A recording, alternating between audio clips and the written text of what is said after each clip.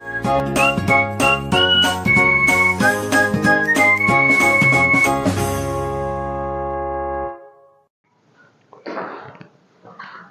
Morning बच्चों, कैसे हैं आप लोग। आकाश सर मैथ्स वाला में आपका स्वागत है। तो आज हम लोग पढ़ने वाले हैं क्लास 10 का ट्रायंगल चैप्टर। काफ़ी बच्चों का ये आ रहा था कि सब ट्रायंगल चैप्टर पे वीडियो बनाइए। तो ट्रायंगल चैप्टर बोर्ड को लेकर काफ़ी इम्पोर्टेंट चैप्टर भी है और क्लास 10 के लिए का जो सबसे ज़्यादा टॉप चैप्टर है ट्रायंगल चैप्टर ही है, क्योंकि इसके अंदर हमको 8 थ्योरम पढ़ना है। तो चैप्टर बेस्ड जो चैप्टर है मैक्सिमम थ्योरम पे ही चैप्टर है, यानी थ्योरम को हम लोग बढ़िया से पढ़ेंगे। तो उसको पढ़ने से पहले हम लोग ट्रायंगल चैप्टर का आज इंट्रोडक्शन पढ़ेंगे और कल उसका थ्योरम हम लोग पढ़ेंगे अगले लेक्चर में। ठीक है, कोई दिक्कत ध्यान से देखिएगा, पूरा कोशिश करेंगे एकदम बेसिक से लेकर एकदम पूरा का पूरा आगे तक करवाएंगे। चलते हैं हम लोग ट्रायंगल के पास।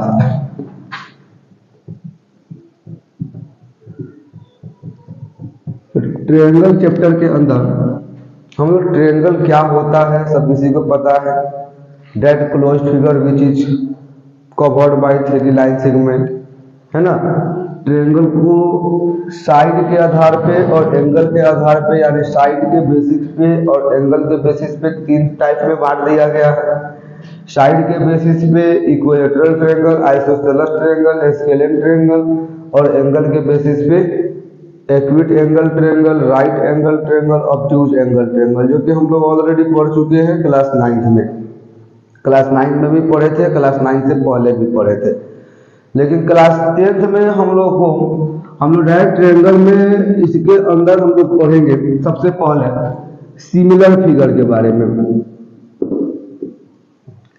सिमिलर फिगर जो है क्लास 10th के लिए नया है, similar figure and congruent figure के बारे में, जो कि कॉन्ग्रुएंट फिगर जो है आप लोग ऑलरेडी पढ़ चुके हैं क्लास कौन से क्लास में, 9th। याद नहीं है जी? अच्छा, अब देखिए सिमिलर फिगर और कॉन्ग्रुएंट फिगर का मतलब क्या होता है समझाते हैं। सिमिलर फिगर में जो होता है, सिमिलर फिगर में शेप सेम होना चाहिए, शेप जो होना चाहिए सेम होना चाहिए। सिमिलर फिगर और कॉन्ग्रुएंट फिगर हमेशा अपने आप में पेयर में होंगे, हमेशा अपने आप में पेयर में होंगे। लेकिन अगर पहचानना हो कैसे पहचानेंगे, तो सिमिलर फिगर का यानी हमेशा दो फिगर का शेप जो होगा सेम होगा, उसी को क्या बोलेंगे, सिमिलर फिगर बोलेंगे। लेकिन कॉन्ग्रुएंट फिगर कैसा होता है, तो कॉन्ग्रुएंट फिगर यानी और सिमिलर फिगर अभी जस्ट बोले हैं अपने आप में पेयर में होता है। तो कॉन्ग्रुएंट फिगर में पहला जो होता है इसमें शेप सेम होता है, शेप जो होना चाहिए सेम होना चाहिए, और शेप के साथ साथ इसमें साइज जो होना चाहिए, साइज भी क्या होना चाहिए, सेम होना चाहिए। आया समझ में? यानी that two figure whose shape is same, that two figure whose shape is same is known as similar figure। Congruent बोलना होगा तो क्या बोलेंगे, that two figure whose shape and size is same is known as congruent figure। अब देखिए similar figure का कुछ हम लोग एग्जाम्पल देखते हैं। मान लेते हैं ई फिगर है और ई वाला फिगर है, क्या सिमिलर है? क्या सिमिलर है? नहीं सर, सिमिलर क्योंकि दोनों का शेप जो है क्या है, अलग है। इसका शेप जो है गोल है, इसका शेप जो है 3 भुजा से बना हुआ है, साइड से बना हुआ दिख रहा है, तो शेप इसका सेम नहीं है, इसलिए क्या है, सिमिलर फिगर नहीं है। अच्छा ठीक, अब बोलिए तो हाँ सर, दोनों फिगर 3 साइडेड फिगर है, 3 साइड से दोनों फिगर बना हुआ है, इसलिए दोनों फिगर क्या होगा, सिमिलर फिगर होगा। अच्छा, अब इसमें देखते हैं, मान लेते हैं कॉन्ग्रुएंट फिगर में देखते हैं। क्या ये कॉन्ग्रुएंट फिगर हो सकता है? नहीं सर, कॉन्ग्रुएंट तभी होगा जब दोनों का शेप के साथ साथ साइज भी क्या होना चाहिए? इक्वल होना चाहिए। क्या दोनों का साइज इक्वल दिख रहा है? नहीं। और जब दोनों का साइज इक्वल नहीं है तो फिगर कॉन्ग्रुएंट नहीं हो सकता है। कॉन्ग्रुएंट होने के लिए कोई भी दो फिगर कॉन्ग्रुएंट तभी होगा जब उसका शेप के साथ साथ साइज भी क्या होगा? अरे कितना होगा? साइज भी सेम होगा। इसका भी रेडियस मान लेते हैं 5 है और इसका भी रेडियस मान लेते हैं 5 है। तो जब सेम रेडियस है तो साइज भी क्या होगा? सेम होगा। शेप भी क्या है? सेम है। और जब सेम रेडियस है तो शेप और साइज दोनों सेम है, इसलिए ये फिगर जो होगा क्या होगा? कॉन्ग्रुएंट फिगर होगा। आया समझ में? अरे आया समझ में। अब एक और एग्जांपल लेते हैं। मान लेते हैं ट्रायंगल है, ये ट्रायंगल है और ये भी क्या है? ट्रायंगल है। इसका E5 है, E6 है, E7 है। 5, 6, 7। देखिए तो शेप भी इक्वल दिख रहा है और साइज भी इक्वल दिख रहा है। तो क्या बोल सकते हैं? दोनों फिगर जो होगा अपने आप में क्या होगा? कॉन्ग्रुएंट फिगर होगा। कोई दिक्कत? क्लियर है? अगर ऐसे देख के पहचानना हो, जो कोई भी दो फिगर दिया गया है उसको देखकर बताइए कि सिमिलर है या नहीं है, कॉन्ग्रुएंट है या नहीं है। तो सिमिलर देखने के लिए क्या करना होगा? तो कोई भी दो फिगर सिमिलर तब होगा जब दोनों फिगर एक जैसा हो, दोनों फिगर एक समान हो, दोनों फिगर एक शेप में हो, तब क्या बोलेंगे? सिमिलर फिगर बोलेंगे। लेकिन अगर कॉन्ग्रुएंट फिगर का बात किया जाए तो कोई भी दो फिगर कॉन्ग्रुएंट तब होगा जब दोनों फिगर का शेप सेम होने के साथ उसका साइज भी क्या हो? इक्वल हो। अच्छा सर, अब जब बताइए एक और बात हम पूछते हैं। अगर कोई बोले is all similar figure congruent figure, क्या सभी सिमिलर फिगर कॉन्ग्रुएंट फिगर है? क्या सभी सिमिलर फिगर कॉन्ग्रुएंट फिगर हो सकते हैं? अच्छा सर, सोचने दीजिए। सिमिलर फिगर का मतलब शेप इक्वल दिखा सिमिलर बोलेंगे, लेकिन क्या सभी शेप इक्वल फिगर, क्या सभी फिगर का जो शेप सेम होता है क्या वो कॉन्ग्रुएंट बन सकता है? नहीं। शेप सेम होने के साथ साथ साइज भी क्या होना चाहिए? सेम होना चाहिए। तो इसके मतलब सभी सिमिलर फिगर जो है कॉन्ग्रुएंट फिगर नहीं हो सकते हैं। लेकिन अगर बोला जाए क्या सभी कॉन्ग्रुएंट फिगर सिमिलर हो सकते हैं? क्या सभी कॉन्ग्रुएंट फिगर सिमिलर हो सकते हैं? तो यस सर, क्योंकि सिमिलर फिगर का जो भी क्राइटेरिया है वो ऑलरेडी कॉन्ग्रुएंट होकर फिगर बना है। अरे नहीं होगी जी, अरे है कि नहीं? सिमिलर फिगर का क्राइटेरिया क्या है? कोई भी दो फिगर सिमिलर तब होगा जब दोनों का शेप क्या होगा? सेम होगा। अरे शेप सेम होगा तब ना सिमिलर होगा जी। तो कॉन्ग्रुएंट फिगर कब कॉन्ग्रुएंट होगा जी? कोई भी दो फिगर कॉन्ग्रुएंट कब होगा? तो पहला कंडीशन उसका शेप इक्वल होना चाहिए, जो कि ऑलरेडी इसके अंदर मौजूद है। अरे इसके अंदर मौजूद नहीं है, शेप इक्वल है तो सिमिलर होबे करेगा, लेकिन शेप के साथ साथ इसका साइज भी क्या है? इक्वल है। तो सारा का सारा कॉन्ग्रुएंट फिगर जो है सिमिलर हो सकते हैं, लेकिन सारा का सारा सिमिलर फिगर कॉन्ग्रुएंट नहीं हो सकते हैं। आया समझ में? और इसी बेस्ड पे सारा का सारा चैप्टर हम लोग को पढ़ना है और सारा का सारा थ्योरम पढ़ना है। लेकिन ये तो हम लोग देख कर केवल बताना सीखे। किसी को भी देख कर जज आदमी करता है, अरे कौन सुंदर है, कौन खराब है, कौन बेकार है कि नहीं है। लेकिन प्रैक्टिकली देखना हो तो अब इसको प्रैक्टिकली आपको साबित करना हो तो, प्रैक्टिकली प्रूफ करना हो तो, जैसे स्कूल में किसी काम से बच्चों को अपने क्लास टीचर से या प्रिंसिपल से छुट्टी लेनी होती है तो क्या बोलते हैं, सर कल हम नहीं आ पाएंगे, थोड़ा कुछ प्रॉब्लम है, चाहे कल हमको कहीं जाना है, ऐसे मुंह से आदमी बोल देता है 2 लाइन में।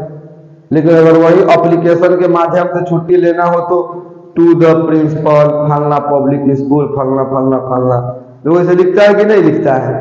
और ऐसे लोग लिखता है ना, तो उसी तरह इधर देख कर हम बता देंगे जो सिमिलर है या कॉन्ग्रुएंट है, कॉन्ग्रुएंट है तो कैसे है, सिमिलर है तो कैसे है। लेकिन अगर इसको कॉपी पे बताना हो जो कोई भी 2 फिगर सिमिलर है तो कैसे है, तो कॉपी पे हम कैसे बताएंगे? कॉन्ग्रुएंट फिगर के बारे में तो हम लोग ऑलरेडी क्लास 9 में पढ़ चुके हैं, केवल इसमें सिमिलर फिगर के बारे में पढ़ना है। कॉन्ग्रुएंट फिगर में क्या पढ़े थे कि कोई भी 2 फिगर कॉन्ग्रुएंट तबे होगा जब दोनों का शेप और साइज आपस में क्या होगा, इक्वल होगा। लेकिन इसमें मैक्सिमम हम लोग को पढ़ना है, ट्रायंगल चैप्टर के अंदर पढ़ रहा है तो ट्रायंगल के बारे में ही चर्चा करना होगा। तो कोई भी 2 ट्रायंगल कॉन्ग्रुएंट तबे होता है जब पहला ट्रायंगल का तीनों साइड दूसरा ट्रायंगल के तीनों साइड के एंगल के बराबर होता है। पहला ट्रायंगल का एंगल साइड एंगल दूसरे ट्रायंगल के एंगल साइड एंगल के बराबर होता है। पहला ट्रायंगल का एंगल साइड दूसरे ट्रायंगल के एंगल साइड के बराबर होता है। पहला ट्रायंगल का साइड दूसरे ट्रायंगल के साइड साइड के बराबर होता है। पहला ट्रायंगल का राइट एंगल हाइपोटेनियस साइड दूसरे ट्रायंगल के राइट हाइपोटेनियस साइड के बराबर होता है। वैसे फिगर को क्या मानते हैं, कॉन्ग्रुएंट। तो ये तो हम लोग क्लास 9 में ऑलरेडी पढ़ चुके हैं, तो इसके बारे में चर्चा हम अभी नहीं ही करेंगे। अगर आप लोग को कॉन्ग्रुएंट फिगर के बारे में पढ़ना हो तो क्लास 9 का लेक्चर ट्रायंगल चैप्टर का देख सकते हैं, जो कि बहुत जल्द अपलोड करने वाले हैं। ठीक है, अब हम मिलते हैं सिमिलर फिगर के पास। तो सिमिलर फिगर के बारे में हम जानते हैं, जैसे कोई भी 2 फिगर अगर सिमिलर हो तो उसको कैसे हम पहचानेंगे, कैसे हम कॉपी के मदद से उसको प्रूफ करेंगे। कॉपी की मदद से कैसे हम उसको प्रूफ करेंगे कोई भी 2 फिगर सिमिलर हो तो मान लेते हैं सिमिलर होने के लिए सबसे पहली बात उसका शेप सेम होना चाहिए। शेप सेम होगा तो सिमिलर बोल सकते हैं। लेकिन कॉपी के माध्यम से अगर इसको ऑन द कॉपी पे हमको प्रूफ करना हो तो कैसे करेंगे? तो कोई भी 2 फिगर आपस में सिमिलर तबे होगा जब उसका कोरोस्पोंडिंग एंगल जो होगा इक्वल होगा। आ रहा है समझ में? अरे आ रहा है। दोनों फिगर का कोरोस्पोंडिंग एंगल अगर इक्वल हो तो दोनों फिगर को हम लोग सिमिलर बोल सकते हैं। अब कैसे बोल सकते हैं? कोरोस्पोंडिंग एंगल मतलब एंगल ए के बराबर एंगल बी और एंगल बी के बराबर क्या होना चाहिए? ए से इधर हम लोग आ रहे हैं ना जी, अरे इधर ना आ रहे हैं, तो ए से हम लोग अगर इधर आ रहे हैं तो पी से भी हम लोग इधर आएंगे। यानी ए से हम लोग क्लॉकवाइज में जा रहे हैं कि नहीं जा रहे हैं? तो ए से क्लॉकवाइज में आ रहे हैं तो पी से भी क्लॉकवाइज में आना होगा, उसी को कोरोस्पोंडिंग एंगल बोलते हैं। तो एंगल बी बराबर एंगल क्यू, उसी तरह एंगल सी बराबर अगर एंगल आर हो तब 2 एंगल आपस में क्या होते हैं? सिमिलर होते हैं। यानी 2 ट्रायंगल तभी सिमिलर होंगे जब दोनों का कोरोस्पोंडिंग एंगल इक्वल हो। अच्छा सर, आप एंगल ए बराबर एंगल पी दिखा दिए, तो क्या एंगल ए बराबर हम लोग एंगल क्यू नहीं बोल सकते हैं? क्या ऐसे अगर होगा तो नहीं हो सकता है? अरे क्यों नहीं हो सकता है? लेकिन कंडीशन है ना जी। अरे कंडीशन है, एंगल ए बराबर एंगल क्या है? क्यू है। अब अगला चलते हैं हम लोग। एंगल जो बी होना चाहिए, इससे हम लोग क्लॉकवाइज चल रहे हैं तो इससे भी क्लॉकवाइज चलेंगे। एंगल आर के बराबर होना चाहिए। अरे आ रहा है समझ में। एंगल बी से क्लॉकवाइज चल रहे हैं तो इससे भी क्लॉकवाइज चलेंगे, अगर इससे एंटी क्लॉकवाइज चलेंगे तो इससे भी एंटी क्लॉकवाइज चलना पड़ेगा। आ रहा है समझ में। अगर क्लॉकवाइज इससे चलेंगे तो इससे भी क्लॉकवाइज चलेंगे, अगर इससे एंटी क्लॉकवाइज चलेंगे तो इससे भी एंटी क्लॉकवाइज चलना पड़ेगा। आ रहा है समझ में कि नहीं आ रहा है। तो एंगल बी के बराबर एंगल आर होना चाहिए और एंगल सी के बराबर एंगल पी होना चाहिए, तब दो फिगर को, दो ट्रायंगल को कॉन्ग्रुएंट सिमिलर फिगर बोलेंगे। कोई दिक्कत? तो पहला कंडीशन, कोई भी दो ट्रायंगल सिमिलर तभी होगा जब दोनों का कोरस्पॉन्डिंग एंगल इक्वल होगा। दूसरा कंडीशन क्या है? तो दूसरा कंडीशन यह है कि कोई भी दो फिगर सिमिलर तभी होगा जब उनके कोरस्पॉन्डिंग साइड का जो रेशियो होगा इक्वल होगा, यानी the ratio of corresponding sides of triangle in same, the ratio of corresponding side of triangle is in same, है ना। अगर किसी भी दो ट्रायंगल का कोरस्पॉन्डिंग साइड का रेशियो अगर आपस में सेम होगा तब दोनों ट्रायंगल क्या होगा? सिमिलर होगा। अब कोरस्पॉन्डिंग साइड का रेशियो आपस में इक्वल कैसे होता है? तो कोरस्पॉन्डिंग साइड का रेशियो आपस में इक्वल कैसे होता है, तो कैसे होना चाहिए तो बताते हैं। ए बी बाई मान लेते हैं पी क्यू है, बराबर यहां से ऐसे आएंगे तो यहां से भी ऐसे ही आना पड़ेगा। B C by Q R बराबर क्या है? C A by R P, यानी ये साइड बाई ये साइड बराबर ये साइड बाई ये साइड बराबर ये साइड बाई ये साइड, यानी उसका कोरस्पॉन्डिंग साइड का रेशियो जो होना चाहिए आपस में इक्वल होना चाहिए, तभी हम दोनों ट्रायंगल को क्या बोलेंगे? सिमिलर फिगर बोलेंगे। मान लेते हैं हमारा 8 है, 7 है, 9 है, ये 16 है, 14 है, 18 है। ठीक करते हैं। अब क्या होगा? ए बी का वैल्यू 8, पी क्यू का वैल्यू 16, बी सी का वैल्यू 7, क्यू आर का वैल्यू 14 और ए सी का वैल्यू 9 और पी आर का वैल्यू 18। काटिए 1/2, 1/2, 1/2। रेशियो सेम दिखा, और रेशियो सेम दिखा तो किसी भी दो फिगर का रेशियो अगर कोरस्पॉन्डिंग साइड का रेशियो सेम दिखा तो वो दोनों फिगर को हम लोग क्या बोल सकते हैं? सिमिलर फिगर बोल सकते हैं। आ रहा है समझ में। कोई भी दो फिगर का कोरस्पॉन्डिंग साइड का रेशियो अगर सेम दिखा तो वो दोनों फिगर को हम लोग सिमिलर फिगर बोल सकते हैं। क्लियर है? बात आ रहा है समझ में, कोई दिक्कत नहीं ना है। अच्छा सर, हम लोग कॉन्ग्रुएंट में देखिए तो ऐसे पढ़े थे कि नहीं पढ़े थे? ए बी बराबर, अभी जस्ट बोले हैं पहला ट्रायंगल का तीनों साइड दूसरे ट्रायंगल के तीनों साइड के बराबर हो।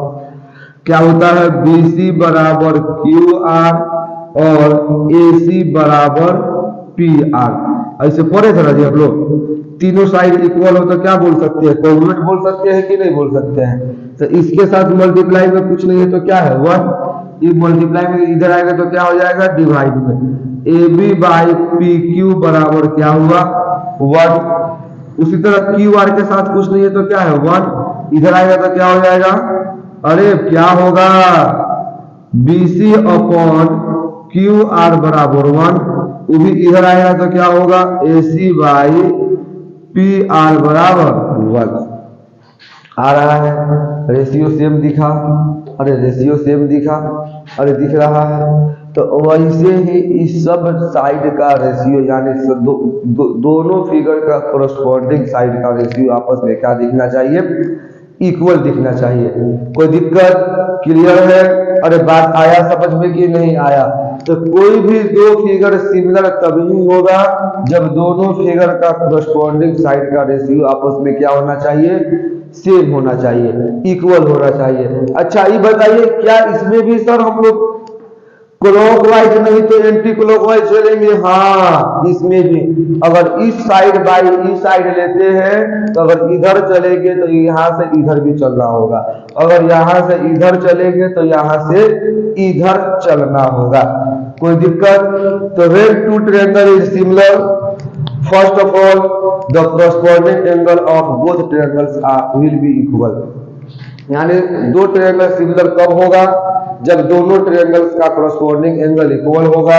दूसरा कंडीशन, दोनों ट्रायंगल का कॉरस्पॉन्डिंग साइड का रेशियो आपस में क्या होना चाहिए? इक्वल होना चाहिए। जब दोनों ट्रायंगल का कॉरस्पॉन्डिंग साइड का रेशियो आपस में अगर इक्वल होगा तब दो ट्रायंगल को हम लोग क्या बोल सकते हैं? दोनों ट्रायंगल आपस में क्या है? सिमिलर है। अच्छा सर, तो एक बात हमको और बताइए, अगर दोनों ट्रायंगल का कोरस्पॉन्डिंग एंगल क्या हमको केवल इक्वल दिखा तो क्या बोल सकते हैं दोनों ट्रायंगल सिमिलर होगा? हाँ, दोनों ट्रायंगल का अगर आपको कोरस्पॉन्डिंग एंगल भी इक्वल दिखता है तो आप बोल सकते हैं कि दोनों ट्रायंगल जो होगा, दोनों ट्रायंगल का कोरस्पॉन्डिंग साइड भी क्या होगा? इक्वल होगा। यानी अगर दोनों ट्रायंगल का कोरस्पॉन्डिंग एंगल केवल आपको इक्वल दिखता है तो दोनों ट्रायंगल को आप लोग सिमिलर ट्रायंगल बोल सकते हैं। कोई दिक्कत? क्या सर दोनों ट्रायंगल का कोरस्पॉन्डिंग एंगल इक्वल होगा तो क्या उनके कोरस्पॉन्डिंग साइड का रेशियो इक्वल बोल सकते हैं? क्या उनके कोरस्पॉन्डिंग साइड्स का रेशियो आपस में इक्वल होगा? तो हाँ, अगर दोनों ट्रायंगल का कोरस्पॉन्डिंग एंगल इक्वल होगा तो दोनों ट्रायंगल का कोरस्पॉन्डिंग साइड्स का भी रेशियो आपस में क्या होगा? इक्वल होगा। यानी दोनों कंडीशन में कि कोई भी एक कंडीशन हमको मिले तो हम दोनों फिगर को क्या बोल सकते हैं? सिमिलर फिगर बोल सकते हैं। किसी भी दो ट्रायंगल का कोरस्पॉन्डिंग साइड का रेशियो इक्वल होगा तो वो फिगर सिमिलर होगा एस एस एस से, क्योंकि तीनों साइड का कोरस्पॉन्डिंग रेशियो आपस में क्या है? इक्वल है। तो किसी भी दो ट्रायंगल का कोरस्पॉन्डिंग साइड का रेशियो इक्वल होगा तो दोनों ट्रायंगल सिमिलर होगा, और जब दोनों ट्रायंगल सिमिलर होगा तो दोनों ट्रायंगल का कोरस्पॉन्डिंग एंगल भी क्या होगा? आपस में इक्वल होगा। और हम लोग क्लास 9 में नहीं बोलते थे कॉन्ग्रुएंट फिगर को? किसी भी दो कॉन्ग्रुएंट फिगर का उसके रूल से कॉन्ग्रुएंट करते थे और सिंप्लिसिटी से क्या करते थे? उसके सारा का सारा साइड और सारा का सारा कॉरस्पॉन्डिंग एंगल को क्या दिखाते थे? इक्वल दिखाते थे कि नहीं दिखाते थे? अरे दिखाते थे ना, तो उसी तरह इसमें भी इक्वल दिखाएंगे। इसके बारे में बार बार चर्चा करने का उद्देश्य यह है क्योंकि काफी इंपॉर्टेंट है सिमिलर फिगर। और इसी सिमिलर फिगर पे पूरा का पूरा ट्रायंगल चैप्टर पढ़ा हुआ है, पूरा का पूरा ट्रायंगल चैप्टर है, और पूरा का पूरा ट्रायंगल चैप्टर इसी सिमिलर फिगर से हम लोगों को पढ़ना है। कोई दिक्कत? क्लियर है? इसको मिटाएं। एक छोटा सा कॉन्सेप्ट आप लोग को और दे देते हैं ताकि समय पढ़ने पे आप लोग मिस नहीं कीजिएगा।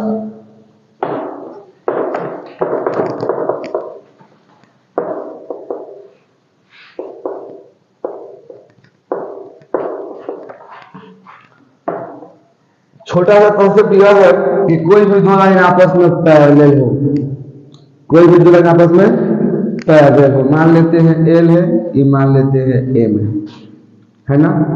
तो अगर एल पैरेलल एम दिया हुआ है ना, एल पैरेलल एम दिया हुआ है, तो पैरेलल का अर्थ क्या होता है? आप लोग बचपन से पढ़े हैं। तो दो लाइन पैरेलल होगा, दोनों को कहीं भी प्रोड्यूस करवाएंगे, जीवन में कभी भी प्रोड्यूस, जीवन में कभी भी इंटरसेक्ट करने वाला नहीं है अगर पैरेलल है तो। दूसरी बात हम लोग क्या जानते हैं? कोई भी दो लाइन पैरेलल है तो उसके बीच का प्रत्येक पॉइंट का डिस्टेंस हमेशा क्या होता है? सेम होता है। ये सबको पता है। यानी ई लाइन का प्रत्येक पॉइंट, लाइन बनता कैसे है? पॉइंट से ना बनता है। तो ई लाइन का प्रत्येक पॉइंट इस लाइन के प्रत्येक पॉइंट से क्या है? इक्वल है। अच्छा, इस सब हम लोग सब जानते हैं। दूसरा बात बताइए, दूसरा क्या बताना चाहते हैं? तो दूसरा बात यह है कि कोई भी दो पैरेलल लाइन पे, कोई भी दो पैरेलल लाइन पे अगर किसी सेम बेस से, किसी भी दो पैरेलल लाइन पे किसी सेम बेस से, अगर किसी भी दो पैरेलल लाइन के बीच किसी सेम बेस से हम कितना हो ट्रायंगल ड्रॉ करें, कितना हो ट्रायंगल, मान लेते हैं ट्रायंगल हमारा ए है, ये ट्रायंगल बी है, दिख रहा है कि नहीं दिख रहा है? ये क्या दिख रहा है? सी। तो कितनाहु ट्रायंगल अगर किसी भी दो पैरेलल लाइन के बीच सेम बेस से अगर ड्रॉ करें तो उसका एरिया जो होता है हमेशा इक्वल होता है। बहुत बड़ा कॉन्सेप्ट। किसी भी दो पैरेलल लाइन के बीच, किसी भी दो पैरेलल लाइन के बीच अगर सेम बेस से हम कितनाहु ट्रायंगल ड्रॉ करें, किसी भी दो पैरेलल लाइन के बीच अगर सेम बेस से कितनाहु ट्रायंगल ड्रॉ करें तो उस पे बनने वाला सभी का सभी ट्रायंगल का एरिया आपस में क्या होता है, इक्वल होता है। सबसे बड़ा कॉन्सेप्ट, और इसी कॉन्सेप्ट से हम लोग थेल्स थ्योरम को प्रूव करेंगे अगले लेक्चर्स में। कोई दिक्कत क्लियर है, आया समझ में? तो मिलते हैं हम लोग फिर नेक्स्ट लेक्चर में। आकाश सर मैथ्स वाला को सब्सक्राइब करना ना भूले। कोई दिक्कत क्लियर है?